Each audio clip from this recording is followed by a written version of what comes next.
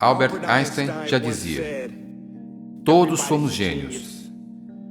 Mas se você julgar um peixe pela sua habilidade em subir em árvores, ele viverá sua vida toda acreditando que é incapaz. Senhoras e senhores do júri, no julgamento de hoje, temos a escola de hoje em dia. Obrigado por terem vindo. A escola de hoje em dia não força apenas que peixes subam em árvore, mas ainda o fazem descer e participar de uma corrida de 10 milhas. Me diga, escola, você tem orgulho das coisas que tem feito? Transformando milhões de pessoas em robôs? Você acha que isso é engraçado? Você tem ideia de quantas crianças se identificam com esse peixe, nadando contra a corrente e nunca encontrando seus dons? Pensando que são estúpidas, acreditando que são inúteis. Mas chegou a hora, sem mais desculpas. Eu peço que a escola se levante e acuso-a de matar a criatividade, a individualidade e por ser intelectualmente abusiva. A escola de hoje em dia é uma instituição antiga que sobreviveu fazendo isso. Com isso, meritíssimo, encerro meu discurso de abertura e se eu puder apresentar minhas evidências, eu provarei tudo isso. Exposição A.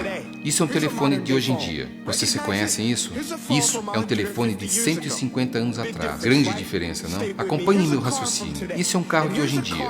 E isso é um carro de 150 anos atrás. Novamente, temos uma grande diferença, certo? Agora vejam isso. Isso é uma sala de aula de hoje em dia.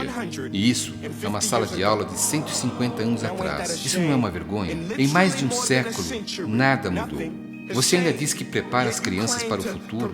Com essas evidências, eu preciso perguntar: você prepara as crianças para o futuro ou para o passado?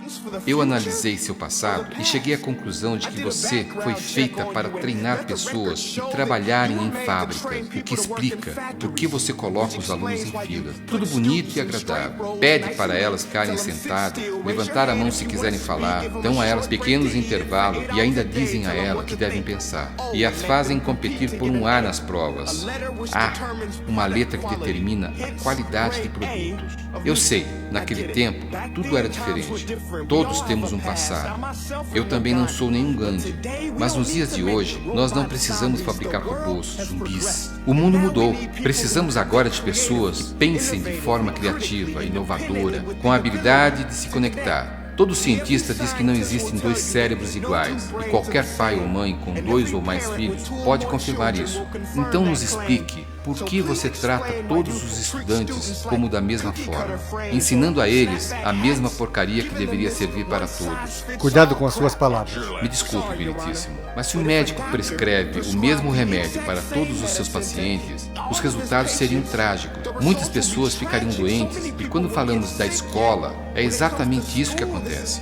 Péssimas práticas educacionais, onde o professor fica em pé na frente de 20 crianças com diferentes pontos fortes, diferentes necessidades, diferentes dons, diferentes sonhos, e você ainda ensina a mesma coisa da mesma maneira. Isso é horrível. Senhoras e senhores, a ré não deveria ser absolvida. Esse deve ser o caso com o maior número de delitos de todos os tempos. E ainda, nem mencionamos a forma como você trata seus funcionários. Negado. Eu quero ouvir isso. Isso é uma vergonha. Quer dizer, os professores possuem o trabalho mais importante do planeta e mesmo assim são mal remunerados. Não é nenhuma surpresa que muitos estudantes não chegam lá. Sejamos francos, os professores deveriam ganhar tanto quanto os médicos, porque um médico pode realizar uma cirurgia cardíaca e salvar a vida de uma criança, mas um bom professor pode tocar o coração daquela criança e fazer com que ela se sinta verdadeiramente viva. Professores são verdadeiros heróis, mas não são o real problema. Eles trabalham em um sistema sem muitas opções ou direitos. Os currículos são criados por políticos. Muitos desses nunca deram uma aula sequer durante toda a vida. São obcecados por provas e testes. Eles pensam que uma prova é múltipla escolha e irá determinar o sucesso. Isso é muito estranho. Na verdade, as provas são tão cruéis que deveriam ser abandonadas. Mas não acredite apenas em minhas palavras. Ouça Frederick J. Kelly.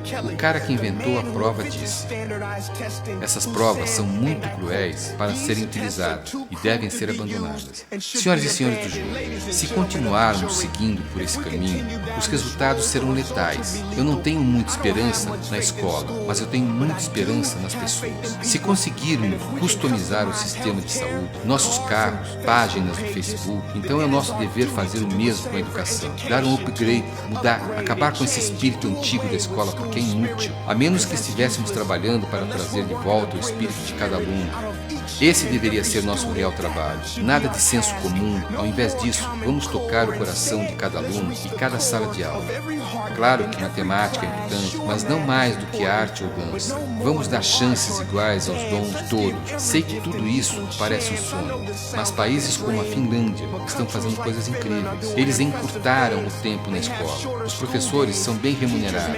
Não existe lição de casa. E estão depositando todas as fichas em colaboração ao invés de competição. Aí está o segredo dos meninos e meninas. O sistema educacional deles supera o sistema de qualquer outro país do mundo. Alguns outros lugares, como Singapura, estão avançando rapidamente. Escolas como Montessori, programas como Khan Academy.